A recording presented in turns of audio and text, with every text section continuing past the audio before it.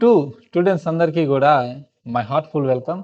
ఈరోజు మన వీడియోలోని ఇండియన్ సొసైటీకి సంబంధించి వెల్ఫేర్ మెకానిజం సిలబస్‌లో మెన్షన్ చేసినటువంటి వెల్ఫేర్ మెకానిజంని చాలా సింపుల్‌గా డిస్కస్ చేద్దాం అన్నమాట. ఓకేనా? Welfare mechanism. ఇండియన్ సొసైటీ మనకి ప్రిలిమినరీ పరీక్షలో 30 మార్కులు అడుగుతాడు. గతంలో అంటే లాస్ట్ టైమ్ గ్రూప్ 2 ప్రిలిమ్స్‌లో ఉన్న 5 సబ్జెక్ట్‌లో ద మోస్ట్ టఫెస్ట్ క్వెషన్స్ ఎందులో అడిగాడంటే ఇండియన్ సొసైటీలోనే. ఎంత కష్టంగా అడిగాడంటే అట్‌లీస్ట్ నెగెటివ్ మార్కింగ్ రాకుండా 0, 1, 2 వచ్చినా సరే అవి మంచి మార్క్స్‌గా కన్సిడర్ చేశారు అప్పట్లో. అంటే అంత టఫ్‌గా ఇండియన్ సొసైటీ మీద అడిగారు. మరి ప్రెజెంట్ అంత టఫ్‌గా వస్తుందంటే నా అంచనా ప్రకారం ఎగ్జామ్ పేపర్ అనేది మోడరేట్ లెవెల్‌లో ఉంటుంది ఫస్ట్ థింగ్. సెకండ్ థింగ్ ఏంటంటే సిలబస్ పరిధి దాటి బయటికి వెళ్ళకపోవచ్చు అనేసి నా అంచనా. అయితే ఈ వీడియో లాస్ట్‌లోనే మనం ఇండియన్ సొసైటీలో మాక్సిమం ఎన్ని మార్క్స్ స్కోర్ చేయొచ్చు అని కూడా డిస్కస్ చేద్దాం. వీడియో చివరి వరకు కూడా చూడండి. ఓకే. ఇది యూట్యూబ్‌లో పెట్టినట్లయితే తప్పకుండా వీడియోని లైక్ చేయండి. అదేవిధంగా ఇండియన్ సొసైటీకి సంబంధించి మీకు ఒక అవేర్‌నెస్ కూడా క్రియేట్ అవుతుంది. Okay.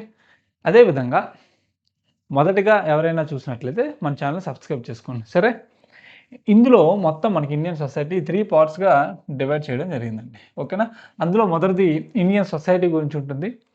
Family, marriage, kinship, caste, tribe, ethnicity, religion and women. Okay. అది దానికి సంబంధించి పార్థసారథి గారి డీటెయిల్ క్లాస్ అనేది ఉంటుంది. మొదటి 2 పక్కన పెడితే పర్టిక్యులర్‌గా నేను డీల్ చేయబోయేది ఏంటంటే వెల్ఫేర్ మెకానిజంకి సంబంధించి క్లాసెస్ అనేవి ఇమ్మీడియేట్‌గా నేను స్టార్ట్ చేయడం జరుగుతుంది. ఓకే. అయితే మనం దీన్ని క్లాసెస్ అనేవి both English and Telugu medium బైలింగ్వేలో ఇద్దరికి అర్థమయ్యే విధంగా నేను టీచ్ చేయడం జరుగుతుంది. మెటీరియల్ కూడా బోత్ లాంగ్వేజెస్‌లో మనం ప్రొవైడ్ చేయడం జరుగుతుంది. ఇప్పుడు మనం సిలబస్‌ని డీకోడ్ చేద్దాం. ఇక్కడ రాసినటువంటి సిలబస్‌ని డీకోడ్ చేస్తూ వీడియో చివరిలో ప్రెజెంట్ మనం సొసైటీలో ఎన్ని మార్క్స్ స్కోర్ చేయొచ్చు అనేది కూడా డిస్కస్ చేద్దాం. మనకి సొసైటీ అనేది గ్రూప్ 2లో తప్పించి నీకు ఏ పరీక్షలో కూడా కనిపించదు. ఇక్కడ మనం సొసైటీ చదివేటప్పుడు చాలా క్లెవర్‌గా చదవాలి. జనరల్ స్టడీస్‌లో ఉన్నటువంటి సబ్జెక్ట్స్‌తో ఇంటర్లింక్ చేసుకొని చదివితే నీకు ఎక్కువ మార్క్స్ రావడానికి స్కోప్ ఉంది ఒకటి. ఓకే. అదేవిధంగా గతంలో ప్రిలిమ్స్ పేపర్ సొసైటీ ఎందుకు అంత టఫ్‌గా అడిగారో అది కూడా మనం డిస్కస్ చేద్దాం. ఇందులో చూసుకుంటే వెల్ఫేర్ మెకానిజం భారతదేశంలో అదేవిధంగా ఆంధ్రప్రదేశ్‌లో ఉన్నటువంటి సంక్షేమ యంత్రాంగం గురించి అడగడం జరిగింది ఇక్కడ. ఇందులో సబ్ టాపిక్స్ చూద్దాం.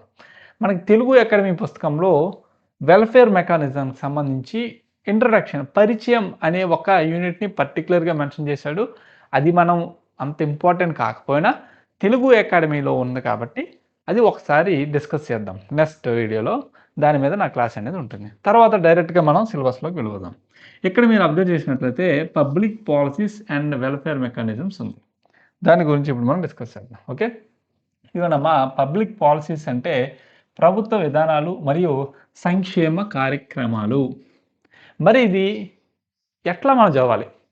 ఎక్కడి నుంచి సోర్స్ తీసుకోవాలి? అసలు పబ్లిక్ పాలసీస్ అంటే ఏంటో తెలుసుకుందాం. పబ్లిక్ పాలసీస్ అంటే ఏం లేదమ్మా, ప్రభుత్వాలు ప్రెజెంట్ సొసైటీలో ఉన్నటువంటి ఇష్యూస్ ఏదో ఒక ఇష్యూ తీసుకోండి. పేదరికం తీసుకోండి. For example poverty. పేదరికం తీసుకోండి. సమాజంలో పావర్టీని ఏ విధంగా ఎలిమినేట్ చేయాలి? దాన్ని ఏ విధంగా తొలగించాలి సమాజంలో? How to reduce poverty in India అని చెప్పేసి ప్రభుత్వాలు ఏం చేస్తాయి? వివిధ రకాల పథకాలు, వివిధ రకాల వెల్ఫేర్ మెకానిజమ్స్, వివిధ రకాల సింపుల్‌గా చెప్పాలంటే పాలసీస్ నిర్మిస్తాయి. బ్యూరోక్రాట్స్‌ని, ఐఏఎస్ వీళ్ళందరినీ పక్కన కూర్చోబెట్టుకొని ఎగ్జిక్యూటివ్ అంతా ఒక దగ్గర కూర్చొని ఇది లెజిస్లేచర్ వీళ్ళందరూ కూడా పక్కన కూర్చొని ఏం చేస్తారంటే పాలసీస్ అనేవి వివిధ రకాల పాలసీస్ అనేది చేపడతారు. ఈ పాలసీస్ ఒక్కొక్క పాలసీ కూడా ఒక్కొక్క ఆబ్జెక్టివ్‌తో, ఒక్కొక్క టార్గెట్‌తో ఉంటుందన్నమాట. ఫర్ ఎగ్జాంపుల్ పావర్టీకి సంబంధించి ఏదైనా ప్రభుత్వం ఒక పాలసీ తీసుకొచ్చిందంటే దాని మెయిన్ మోటివ్ ఏంటంటే సమాజంలో పేదరికాన్ని తగ్గించాలి.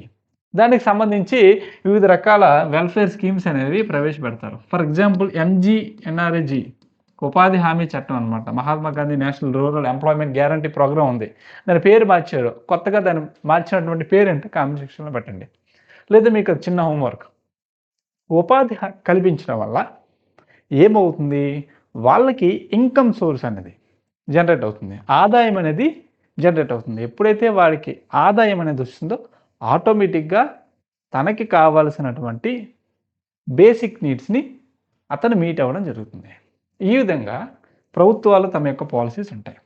మరి సంక్షేమ కార్యక్రమాలు కూడా ఆల్మోస్ట్ ఇంటర్లింక్ చేసుకొని చదవచ్చు. సంక్షేమ కార్యక్రమాలు మనం ఏ విధంగా చదవాలంటే చూడండి.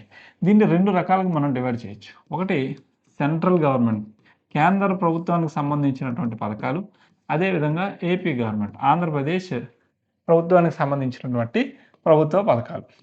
ఓకే. మరి వీటి గురించి మనం డీటెయిల్ సమాచారం ఎక్కడ వస్తుందంటే చూడమ్మా, మోస్ట్లీ మనకి లేటెస్ట్ బడ్జెట్స్ ఏమైతే ఉన్నాయో ఈ బడ్జెట్స్లో ఆల్మోస్ట్ లేటెస్ట్గా ప్రభుత్వాలు ఇంప్లిమెంట్ చేస్తున్నటువంటి ప్రతి పథకం గురించి డీటెయిల్గా ఇక్కడ ఉంటుంది. ఒకటి 2 సోషియో ఎకనామిక్ సర్వే.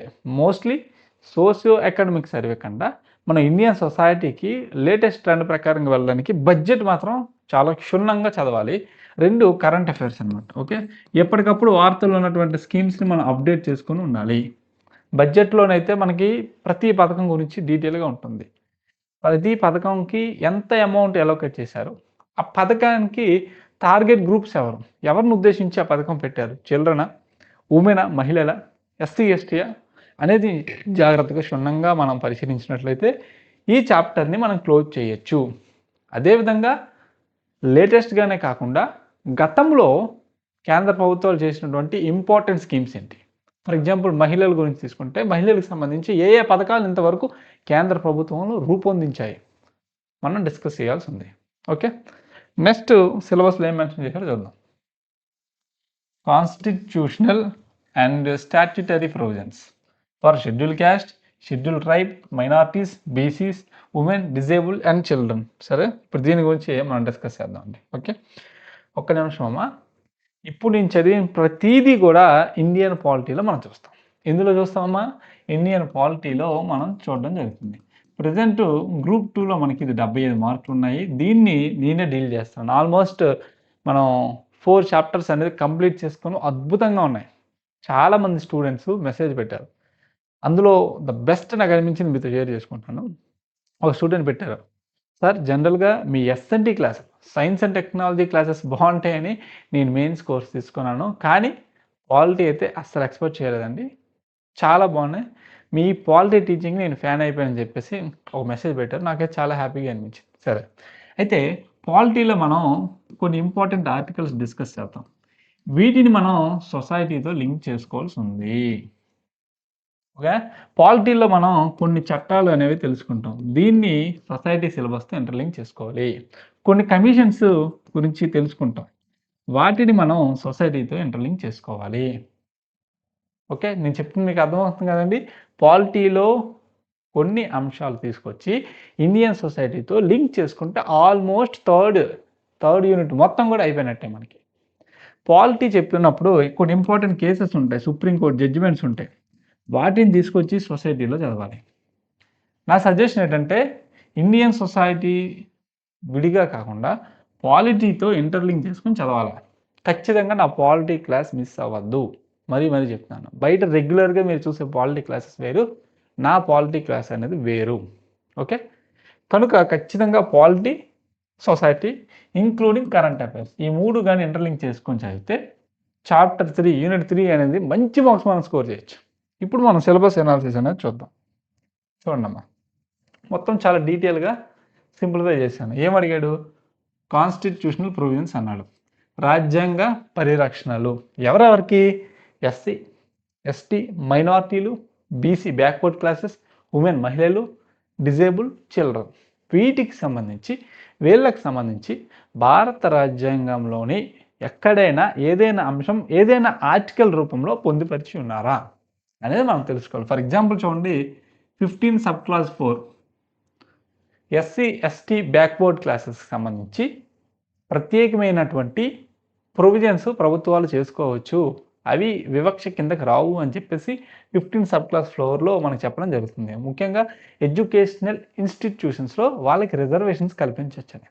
అదేవిధంగా 16 సబ్ క్లాస్ 4 పబ్లిక్ ఎంప్లాయ్మెంట్లో కూడా ఎస్సీ ఎస్టీ బ్యాక్వర్డ్ క్లాస్కి రిజర్వేషన్స్ కల్పించవచ్చు అని చెప్పేసి మనకి మెన్షన్ చేశారు.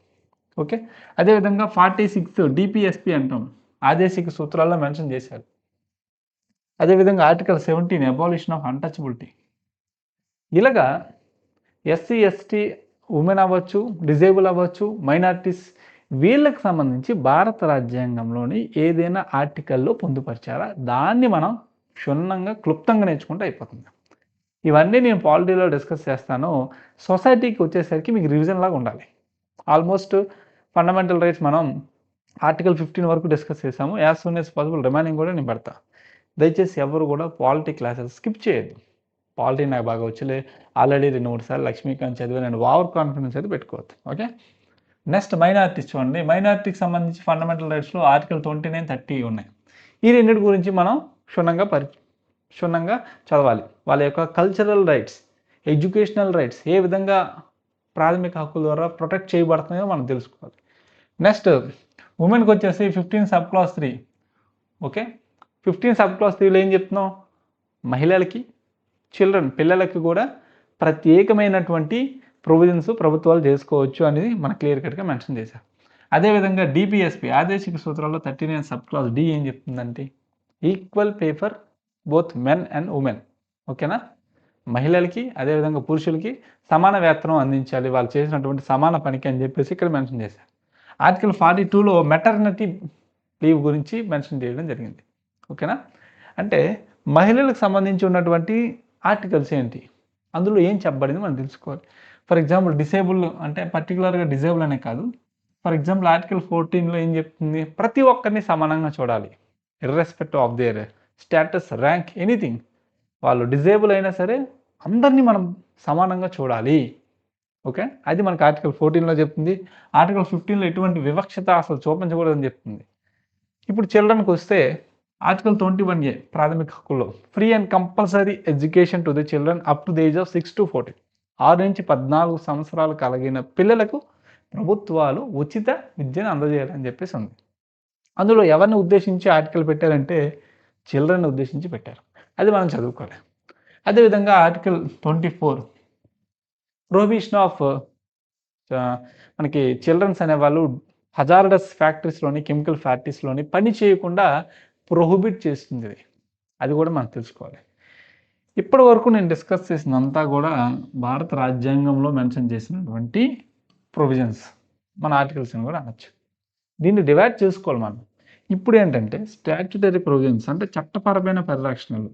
ఇవి ఏం చెప్తాయంటే పార్లమెంట్ మనందరికీ తెలుసు కదండి. పార్లమెంట్లో ఏం చేస్తారు? చట్టాలు చేస్తారు. యాక్ట్స్, చట్టాలు అంటాం. ఫర్ ఎగ్జాంపుల్ ఎస్సీ ఎస్టీ గురించి ఏదైనా చట్టం చేశారంటే చేశారు. SC ST prevention of atrocities act 1989. అందులో ఉన్నటువంటి ముఖ్యమైన ప్రొవిజన్స్ ఏంటో తెలుసుకోవాలి. ఓకే.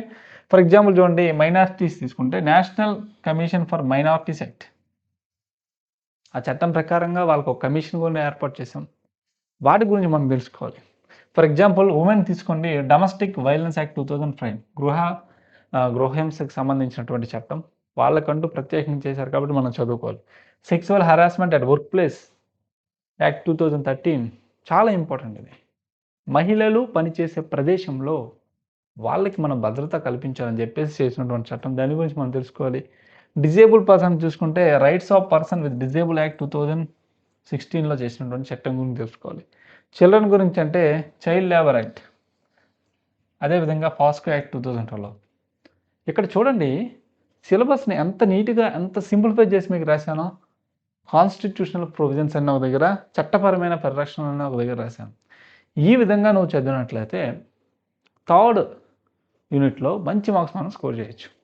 ఆల్మోస్ట్ పాలిటీలో ఉన్న అంశాలన్నీ కూడా ఇక్కడ ఉంటాయి.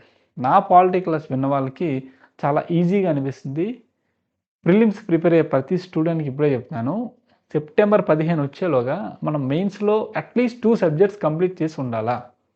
ప్రిలిమ్స్ సబ్జెక్ట్స్తో పాటు ప్రిలిమ్స్ అయిపోయాక చదువుదామంటే టైం ఉండదు. ప్రిలిమ్స్ అయిపోయాక మనకి 60 days ఇవ్వచ్చు. అప్పుడేం చేస్తారు చెప్పండి? 4 సబ్జెక్ట్స్ కూడా చాలా ఎక్కువ సిలబస్ మెయిన్స్లో. అందుకే ఇప్పటి నుంచే నేను చెప్పడం జరుగుతుంది.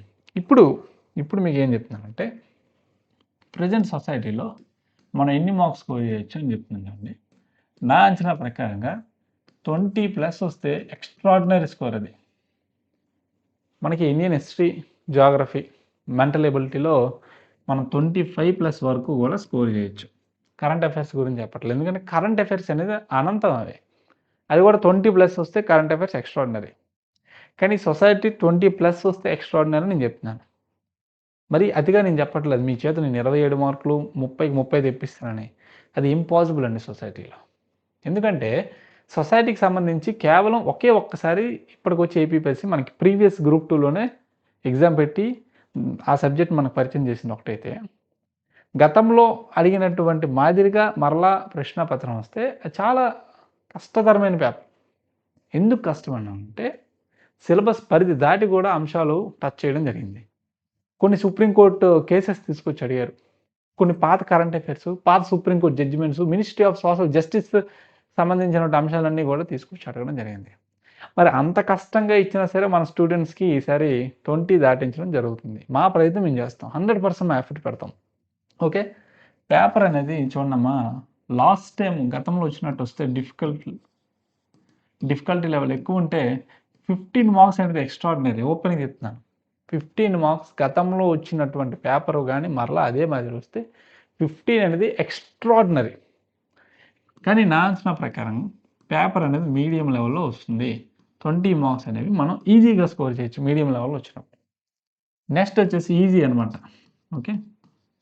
ఈజీ అంటే ఏంటంటే, ఫర్ ఎగ్జాంపుల్ ఇందాక చెప్పాను ఆర్టికల్ 17 గురించి. ఆర్టికల్ 17 అంటే ఏంటి? డైరెక్ట్ అనమాట. బేసిక్ లెవెల్లో అడిగితే మాత్రం ఖచ్చితంగా మనం 22 దాటించాలి మార్క్స్. ఖచ్చితంగా ఈ ప్యాటర్న్ అనేది మేము ఫాలో అవుతాము. Telugu academy budget, official budget documents ఈ రెండు పక్కన పెట్టుకొని, లేటెస్ట్ కరెంట్ అఫైర్స్ పిఐబి సమాచారం పక్కన పెట్టుకొని, అదేవిధంగా మనకి మినిస్ట్రీ ఆఫ్ సోషల్ జస్టిస్ ఉంటుంది పిఐబిలో. Okay. Ministry of social justice అనేది ఒకటి ఉంటుంది. మీరు చూడక్కర్లేదు, ఎగ్జామ్ మనకి డిసెంబర్లో కాబట్టి పిఐబి ఇయర్ అండ్ రివ్యూ వస్తుంది.